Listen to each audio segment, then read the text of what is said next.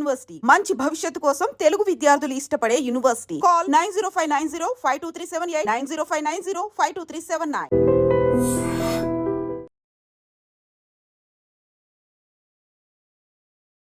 మొన్న పెహల్గామ్ లో జరిగినటువంటి ఉగ్ర దాడికి ప్రతీకారంగానే మనం చేపట్టినటువంటి చర్య ఆపరేషన్ సింధూర్. అందులో మనం చేసింది ఏంటంటే ఈ ఉగ్రవాదుల స్థావరాలు అట్లాగే ఉగ్ర కార్యకలాపాలు సాగిస్తున్నటువంటి ప్లేసెస్ ఏవైతే ఉంటాయో వాటిని టార్గెట్ చేసుకొని ఒక 9 ప్రాంతాలని మనం పూర్తిగా పేల్చివేసిన పరిస్థితి అయితే కనిపిస్తోంది. సో దీనికి ప్రతీకారం తీర్చుకోవాల్సిందే అని పాకిస్తాన్ సిద్ధం అవుతున్నట్టుగా, అట్లాగే అక్కడ ఉన్నటువంటి ఈ ప్రధాని కావచ్చు ఆయన కూడా మేము ప్రతీకారం తీర్చుకోబోతున్నాం అనే మాట చెప్తున్నారు. కాబట్టే అట్లాగే ఆ ప్రయత్నం కూడా నిన్న కొంత మిసైల్స్ దాడి జరిగినట్టుగా, అట్లాగే కొన్ని అనుమానిత వస్తువులు కూడా ఈ బార్డర్స్ విలేజెస్ లో కనిపించిన నేపథ్యంలో ఇప్పుడు పూర్తి స్థాయిలో భారత్ సర్కార్ కూడా సన్నద్ధమైపోయిన పరిస్థితి కనిపిస్తోంది. ఒక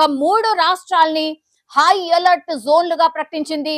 సో ఎవరైనా సరే అనుమానితులు కనిపించినా సరే కాల్చివేయండి అని పూర్తి స్థాయిలో ఇప్పుడు ఉత్తర్వులు అయితే ఇచ్చిన సిచ్యువేషన్ కనిపిస్తోంది. భారత బలగాలకి ఫ్రీ హ్యాండ్ ఇచ్చింది. ఎవరైనా అనుమానితులు కనిపించినా, ఏదైనా అనుమానం కలిగించే వస్తువులు ఏవైనా ఉన్నా సరే వాటన్నిటినీ కూడా మీరు పూర్తి స్థాయిలో అంటే సన్నద్ధంగా ఉండి ఏదైనా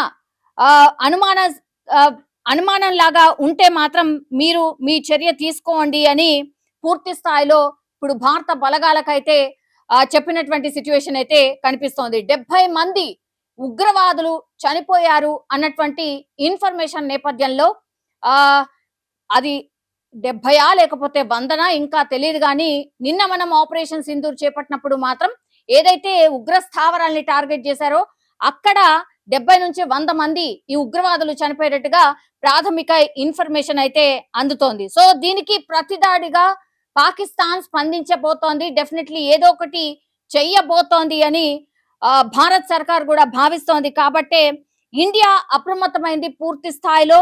ఇప్పుడు ఈ పాకిస్తాన్ తీరం వెంబడి ఉన్నటువంటి ఈ 3 రాష్ట్రాలు ఏవైతే ఉన్నాయో వాటన్నిటిని కూడా హై అలర్ట్ చేసేసింది. అవేంటి అంటే ఒకటేమో కాశ్మీర్ సరిహద్దుల్లో పాకిస్తాన్ సైన్యం కాల్పులు జరుపుతోంది కాబట్టి ఇప్పుడు భారత్ కూడా ధీటుగా బదులిస్తోంది. కాబట్టి కాశ్మీర్ తో పాటుగా ఇప్పుడు పాకిస్తాన్ తో సరిహద్దు పంచుకుంటున్నటువంటి రాష్ట్రాలు ఏవైతే ఉన్నాయో రాజస్థాన్, పంజాబ్, గుజరాత్, ఇప్పుడు ఈ రాష్ట్రాలు కూడా పూర్తిగా హై అలర్ట్ లో ఉన్నాయి. బికాస్ అందరినీ కూడా అక్కడి నుంచి వేకెట్ చేపించి సురక్షిత ప్రాంతాలకు కూడా తరలించాలని ఆదేశాలు ఇచ్చేశారు. అంటే ఏదో జరగబోతోంది అనేటువంటిది క్లూ ఉంది కాబట్టి ఇప్పుడు కేంద్రానికి అందులో భాగంగానే ఈ రాష్ట్రాలు సరిహద్దులు పంచుకుంటున్నటువంటి సరిహద్దులు పంచుకుంటున్నటువంటి ఈ 3 రాష్ట్రాల ప్రజల్ని ఆ బార్డర్ విలేజెస్ అన్నిటినీ కూడా వేకెట్ చేపించేస్తోంది. సో ఇప్పుడు ఈ పాకిస్తాన్ తో పంజాబ్ 532 కిలోమీటర్ల అంతర్జాతీయ సరిహద్దును మనం పంచుకుంటున్నాం. 532 కిలోమీటర్లు జస్ట్ పంజాబ్ సరిహద్దును మనం పాకిస్తాన్ తోని పంచుకుంటున్నాం. సో ఫస్ట్ ప్రయారిటీ ఇప్పుడు అలర్ట్ జారీ చేసింది. అక్కడ ఆల్రెడీ నేను ఇంతకు ముందు చెప్పినట్టుగా అమృత్సర్ లో మిసైల్ దాడికి ప్రయత్నం చేసింది. సక్సెస్ఫుల్ గా మన భారత సైన్యం దాన్ని తిప్పికొట్టింది. అలాగే ఇప్పుడు రాజస్థాన్ 1037 కిలోమీటర్ల అంతర్జాతీయ సరిహద్దును పంచుకుంటోంది. కాబట్టి అక్కడ ఉన్నటువంటి విలేజెస్ ఏవైతే ఉంటాయో వాటన్నిటిని కూడా వేకెట్ చేపిచ్చేస్తోంది. ఇప్పుడు పాకిస్తాన్ సరిహద్దును సైతం ఇప్పుడు సీల్ చేసేశారు. ఎవరైనా అక్కడ అనుమానాస్పదంగా తిరిగినా కనిపించినా కూడా ఏమైనా చేసిన వెంటనే కాల్చివేసేలా ఉత్తర్వులు జారీ చేసిన పరిస్థితి కనిపిస్తోంది. ఇంకో ప్రాంతం రాజస్థాన్ లో కూడా స్థానిక ప్రజలను సురక్షిత ప్రాంతాలకు తరలించిన పరిస్థితి కనిపిస్తోంది. ఇక్కడ కూడా మనం చాలా ఎక్కువ ప్రదేశాన్ని పంచుకుంటున్నాం కాబట్టి అక్కడ రాజస్థాన్ లో ఉన్నటువంటి బార్డర్ ప్రజల్ని కూడా పూర్తి స్థాయిలో అక్కడి నుంచి వేకెట్ చేపించే ప్రయత్నం అయితే చేస్తోంది.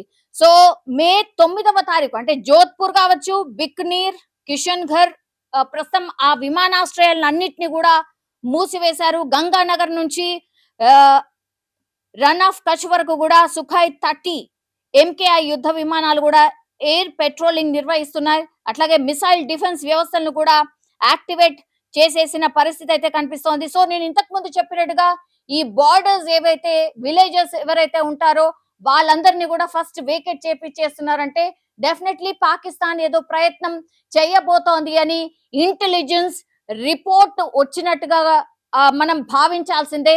ఎందుకంటే పాకిస్తాన్ నుంచి కూడా అట్లాంటి రియాక్షనే వస్తుంది కాబట్టి డెఫినెట్లీ ఏదైనా చేస్తుంది. సో బార్డర్స్ ఏవైతే ఉన్నాయో ఈ రాష్ట్రాలకు సంబంధించిన ఫస్ట్ ప్రయారిటీ ప్రజల్ని అక్కడి నుంచి సురక్షిత ప్రాంతాలకు తరలించేసేయాలి.